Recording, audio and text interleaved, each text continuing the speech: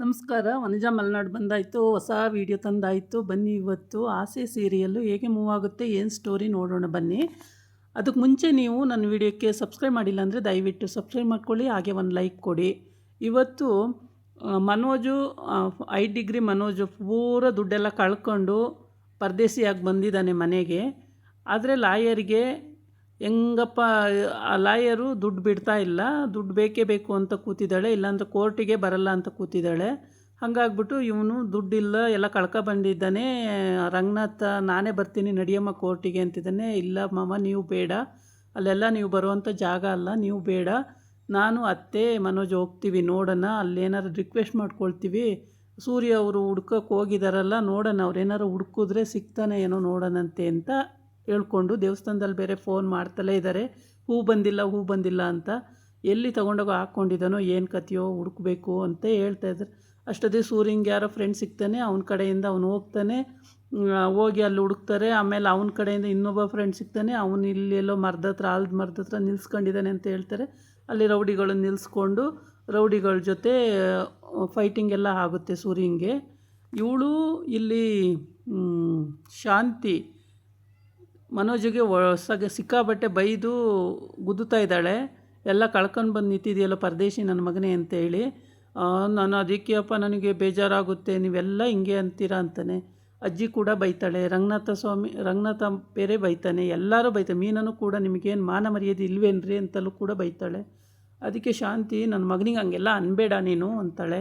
ಅನ್ನದಲ್ಲಿ ಇನ್ನೇನು ಮಾಡ್ತಾರತ್ತೆ, ನಿಮಗಾದ್ರೂ ಬುದ್ಧಿ ಬೇಡವಾತೆ, ಅವ್ರನ್ನ ವಹಿಸ್ಕೊಂಡು ಬರ್ತಿರಲ್ಲ ಅಂತ. ಆಮೇಲೆ ಈ ಕಡೆ ಬಂದು ಸೂರ್ಯ ಹುಡ್ಕೊಂಡು ಹೊರಟಿದ್ದಾನೆ, ಆದರೆ ಎಲ್ಲೂ ಸಿಗ್ತಾ ಇಲ್ಲ, ಏನು ಮಾಡೋದು ಅಂತ ಗೊತ್ತಾಗ್ತಾ ಇಲ್ಲ. ದೇವಸ್ಥಾನಕ್ಕೆ ಹೂ ಹಾಕಬೇಕು, ಕೋರ್ಟಿಗೆ ದುಡ್ಡು ಬೇಕು, ಎರಡೂ ಆಗಬೇಕು ಅಟ್ ಎ ಟೈಮು. ಏನು ಮಾಡೋದು ಅಂತ ಗೊತ್ತಾಗುತ್ತಿಲ್ಲ. ಆಬ್ವಿಯಸ್ಲಿ ಇವನ ಕೈಯಲ್ಲಿ ಏನಾಗುತ್ತೋ ಮಾಡ್ತಾನೆ ಅನ್ನೋ ಧೈರ್ಯ ಇವನಿಗೆ ಫೋನ್ ಮಾಡಿ ಹೇಳ್ಬಿಟ್ಟಿರ್ತಾರೆ ಎಲ್ಲರೂ ಮನೆಯವರು. ಸೂರ್ಯಂಗೇಳು ಏನೇ ಒಂದಾಗಿದ್ರು ಸೂರ್ಯಂಗೇಳು ಅಂದಿರ್ತಾರೆ. ಅದು ಬಿಟ್ಟರೆ ಇನ್ಯಾರ ಕೈಲೂ ಆಗಲ್ಲ. ಇವರು 3 ಜನ ಕೋರ್ಟಿಗೆ ಬರ್ತಾರೆ. ಮೀನಾ ಆ ಕಡೆ ನಿಂತ್ಕೋತಾಳೆ, ಮನೋಜ ಮತ್ತು ಶಾಂತಿ ಈ ಕಡೆ ನಿಂತ್ಕೋತಾರೆ. ಮನೋಜ ಹೇಳ್ತಾನೆ, ಮೀನ ಮರಿ ಯಾಕೆ ಆ ಕಡೆ ಹೋಗಿ ನಿಂತ್ಕೊಂಡ್ಲು, ಅವಳಿಗೇನಾಯಿತು ಅಂತ. ಅಯ್ಯೋ ಅವಳಿಗೆ ಹಂಗೆ ಬಿಡು, ಯಾವಾಗಲೂ ಅವಳಿಗೊಂಥರ ದೆವ್ವ ಮೆಟ್ಕೊಂಡಿರುತ್ತೆ ಅಂತ ಬೈತಾಳೆ ಶಾಂತಿ. ಆಮೇಲೆ ತಾಳು ಅವಳಿಗೆ ಗಾಳಿ ಬಿಡಿಸ್ತೀನಿ ಇವಾಗ ಅಂತೇಳ್ಬಿಟ್ಟು, ಏಯ್ ಮೀನಾ ಬರೇಲಿ ಅಂತಾಳೆ. ಏನತ್ತೆ ಅಂತ ಬರ್ತಾಳೆ. ಯಾಕೆ ಅಲ್ಲೋಗಿ ನಿಂತಿದ್ದಿ ಅಂತ. ಇನ್ನೇನು ಮಾಡತ್ತತ್ತೆ, ಇವಾಗ ಎಲ್ಲಿಂದ ತರೋದು ದುಡ್ಡು, ಅವರು ಸೂರ್ಯ ಅವರು ಹುಡ್ಕೊಂಡು ಹೋಗಿದ್ದಾರೆ, ಎಲ್ಲೂ ಸಿಕ್ಕಿಲ್ಲ, ಏನು ಮಾಡೋದತ್ತೆ ಅಂತ ಕೇಳ್ತಾಳೆ. ಏನು ಮಾಡೋದು ಅಂದರೆ ಎಲ್ಲರೂ ಅಡ್ಜಸ್ಟ್ ಮಾಡು, ಏನು ಮಾಡೋದು ಅಂತ ಕೂತ್ರೆ ಬರುತ್ತಾ ದುಡ್ಡಿಲ್ಲಿ, ಫೋನ್ ಮಾಡಿ ಕೇಳು ಅಂತ. ಆಮೇಲೆ ಫೋನ್ ಮಾಡ್ತಾಳೆ, ಅಲ್ಲಿಂದ ದೇವಸ್ಥಾನದಿಂದನೂ ಫೋನ್ ಬರುತ್ತೆ, ಆದರೆ ಬಂದಿಲ್ಲ.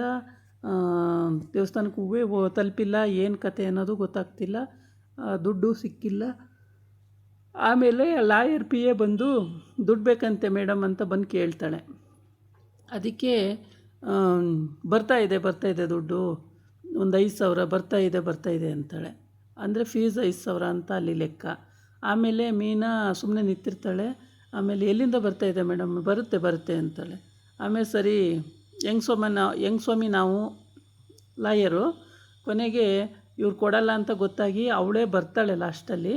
ಅವಳು ಪಿ ಎ ಇಬ್ಬರು ಬರ್ತಾರೆ. ಇವರು ಮಾತಾಡ್ಕೊಂಡು ನಿಂತಿರ್ತಾರೆ. ಲಾಯರ್ ಬಂದುಬಿಟ್ಟು, ಹೆಂಗ್ ಸ್ವಾಮಿ ನಾವು ಎಲ್ಲಿ ದುಡ್ಡು ಹಾಕಿ ಅಕೌಂಟಿಗೆ ಅಂದರೆ ಹಾಕಿಲ್ಲ, ನಾನು ಕೋರ್ಟಿಗೆ ಬರಲ್ಲ ಅಂತಾಳೆ. ಅಯ್ಯೋ ಬರುತ್ತೆ, ನೀವು ಸುಮ್ಮನೆ ವಾದ ಮಾಡಿ, ಬರುತ್ತೆ ಅಂತ ಹೇಳ್ತಾಳೆ ಶಾಂತಿ. ಆಮೇಲೆ ಇಲ್ಲ ಅದಾಗಲ್ಲ ಅಂತ ಹೇಳ್ತಾಳೆ. ಆಗ ಮೀನಾ ಸೂರ್ಯಂಗೆ ಫೋನ್ ಮಾಡಿ ಕೇಳ್ತಾಳೆ, ಈ ಥರ ಫೈಟಿಂಗ್ ಎಲ್ಲ ಆಯಿತು, ಇನ್ನು ಗೊತ್ತಾಯಿತು ದುಡ್ಡು ಎಲ್ಲೋಗಿದೆ ಅಂತೇಳಿ ಅಂತೆಲ್ಲ. ಅಷ್ಟೊತ್ತಿಗೆ ಕಲ್ಯಾಣಿ ಬಂದು ಒಂದು ಸಲ ವಿಚಾರಿಸ್ಕೊಂಡು ಹೋಗಿರ್ತಾಳೆ ಅತ್ತೆ ಸೊಸೆಗೂ ಸ್ವಲ್ಪ ಕ್ಲಾಸ್ ಆಗುತ್ತೆ. ಆವಾಗ ಮೀನಾ ಅಡ್ಡ ಹೋಗಿ ಕಲ್ಯಾಣಿಗೆ ಗಾಳಿ ಬಿಡಿಸ್ತಾಳೆ. ಆಮೇಲೆ ಕಲ್ಯಾಣಿ ಹೊರಟೋಗ್ತಾಳೆ. ಬಾಯ್ ಮನೋಜ್ ಅಂತ, ಬಾಯ್ ಅಂತಾನೆ. ಅವನು ಅಂತ ತಿಕ್ಕಲು ನನ್ನ ಮಗ, ಅವನು ಕಟ್ಕೊಂಡು ಇವರೆಲ್ಲ ಅಪಜಿತಿ ಹತ್ತಾ ಇದ್ದಾರೆ. ಅಲ್ಲಿ ಎಲ್ಲ ಫೈಟಿಂಗ್ ಮಾಡಿಬಿಟ್ಟು ಬರ್ತಾನೆ ಸೂರ್ಯ.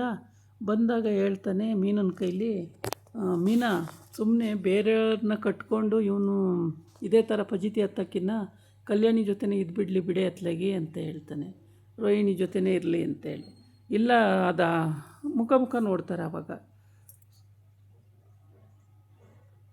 ಸೂರ್ಯ ಹೇಳೋದು ಒಂದು ಸಲ ರೈಟೇ ಅನ್ನಿ, ಅವ್ನು ಕರೆಕ್ಟಾಗೇ ಮಾತಾಡಿರ್ತಾನೆ ಪ್ರತಿಯೊಂದು ವಿಷಯನೂ. ಆಮೇಲೆ ಇಲ್ಲಿ ಟೆಂಪೋ ಹತ್ರ ಕುಡ್ಕೊಂಡು ಕೂತಿರ್ತಾನೆ. ಎಲ್ಲೋ ಹೂವು ಎಲ್ಲೋ ದುಡ್ಡೆಲ್ಲೋ ಅಂತ ಬೈತಾನೆ. ಆವಾಗ ಅಲ್ಲಿ ಟೆಂಪಲ್ ಇದೆ ತೊಗೋಬೇಕಾದ್ರೆ ಅಂತ ಹೇಳ್ತಾನೆ. ಆಮೇಲೆ ಸರಿ ಟೆಂಪೋದಲ್ಲಿ ಏನಿದೆ ನೋಡೇ ಬಿಡ್ತೀನಿ ಅಂತ ಇವನಿಗೆ ಬೈದ್ಬಿಟ್ಟು ಹೋಗಿ ಡೋರ್ ತೆಗಿತಾನೆ. ಮುಖ ಮುಸ್ಲಿ ನೋಡ್ದಂಗೆ ಒದ್ದು ಬಿಡ್ತಾರೆ, ಆ ಕಡೆಯಿಂದ ಕೆಳಗೆ ಬಿದ್ದು ಹೋಗ್ಬಿಡ್ತಾನೆ. ಅಪ್ಪ ಅಂತೇಳ್ಬಿಟ್ಟು ಆಮೇಲೆ ಫ್ರೆಂಡು ಕೈ ಹಿಡ್ಕೊಂಡು ಎತ್ತುತ್ತಾನೆ. ಚೆನ್ನಾಗಿ ಮುಗ್ಗ ತಳ್ಳಿಸ್ಬಿಡ್ತಾನೆ 3 ಜನಕ್ಕೆ, ಅವರಿಬ್ಬರು ಇವನೊಬ್ಬನ.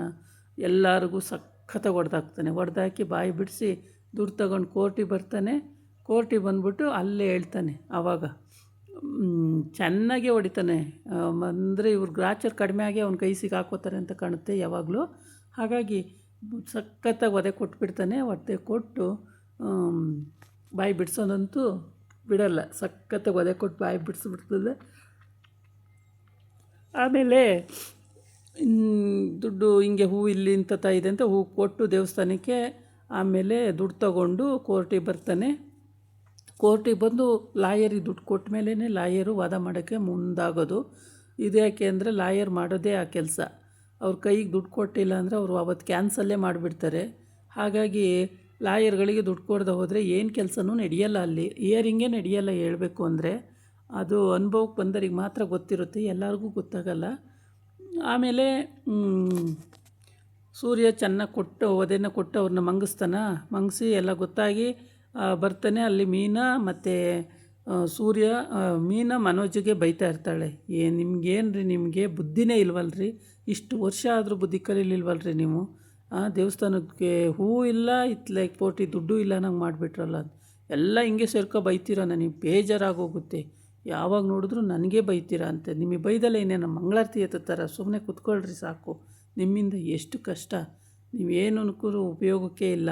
5 ಡಿಗ್ರಿ ಮನೋಜು ನಾನು, ನನಗೆ ಹಂಗೆಲ್ಲ ಅನ್ನೋದೇನು ಬೇಡ. ಹೇಳು ಮಮ್ಮಿ ಹಂಗೆಲ್ಲ ಅನ್ಬೇಡ ಅಂತೇಳಿ ಅಂತಾನೆ. ಸುಮ್ಮನೆ ಕುತ್ಕೊಳ್ಳೋ, ಎಳೆ ಮಗುನಂಗೆ ಆಡಬೇಡ, ನಿನ್ನ ಅವತಾರಕ್ಕೆ ಯಾವಾಗ ನೋಡಿದ್ರು ಇದೇ ಮಾಡ್ಕೊಂಡು ಕೂತಿರ್ತಾನೆ ಅಂತ ಅವಳು ಶಾಂತಿನೂ ಕೂಡ ಬೈತಾಳೆ. ಬೈದ್ಬಿಟ್ಟು ಆಮೇಲೆ ಅಷ್ಟೊತ್ತಿಗೆ ಸೂರ್ಯನು ಅಲ್ಲಿಗೆ ದುಡ್ಡು ಅಡ್ಜಸ್ಟ್ ಮಾಡಿಕೊಂಡು ತಗೊಂಡು ಎಲ್ಲ ಬರ್ತಾನೆ. ಆಮೇಲೆ ಇಲ್ಲಿ ಎಲ್ಲ ವಧೆ ಕೊಟ್ಟು ಅವ್ರನ್ನ ಓಡಿಸಿ ಎಲ್ಲ ಇದು ಮಾಡಿ ಸಟ್ಲೈಟ್ ಮಾಡಿಕೊಂಡು ಅಲ್ಲಿಂದ ದುಡ್ಡು ತಗೊಂಡು ಅಲ್ಲಿ ಕೋರ್ಟಿಗೆ ಬರ್ತಾನೆ. ಆಮೇಲೆ ಹೆಂಗೆ ಸ್ವಾಮಿ ನಾವು ದುಡ್ಡು ಕೊಟ್ಟ ಮೇಲೆ ಅವರು ವಾದ ಶುರು ಮಾಡ್ತಾರೆ. ಆದರೆ ಇಲ್ಲಿ ಏನಾಗುತ್ತೆ ಅಂದರೆ ದುಡ್ಡಿದ್ರೆ ದುನಿಯಾ ಅನ್ನೋ ಹಾಗೆ ದುಡ್ಡು ಕೊಟ್ಟರೆ ಮಾತ್ರ ಕೆಲಸಗಳು ನಡೆಯೋದು, ಇಲ್ಲ ಅಂದರೆ ಯಾವ ಕೆಲಸನೂ ನಡೆಯಲ್ಲ. ಅಲ್ಲಿ ಪಾಪ ಮೀನ ಮರ್ಯಾದೆನೂ ಹೋಗಿಬಿಡುತ್ತೆ. ಅವಳು ಅದೇ ಬಿಸ್ನೆಸ್ ಮಾಡ್ತಾ ಇರೋದ್ರಿಂದ ಅವಳದು ಹೂ ಕಟ್ಟಿ ಕರೆಕ್ಟ್ ಟೈಮಿಗೆ ಕೊಟ್ಟಿಲ್ಲ ಅಂದರೆ ಅವರು ದೇವಸ್ಥಾನದವರು ಇನ್ನೊಂದು ಸಮಯ ಅವಳಿಗೆ ಏನು ಹೆಲ್ಪು ಕೂಡ ಮಾಡಲ್ಲ. ಈ ಕಡೆ ಬಂದರೆ ಕೋರ್ಟಲ್ಲಿ ಲಾಯರು ಕೂಡ ದುಡ್ಡು ಕಟ್ಟಿಲ್ಲ ಅಂದರೆ ವಾದ ಮಾಡಲ್ಲ. ಇದಾಗಿತ್ತು ಇವತ್ತಿನ ವಿಡಿಯೋ. ನಾಳೆ ಇನ್ನೊಂದು ವಿಡಿಯೋ ಜೊತೆ ಬರ್ತೀನಿ. ನಮಸ್ಕಾರ.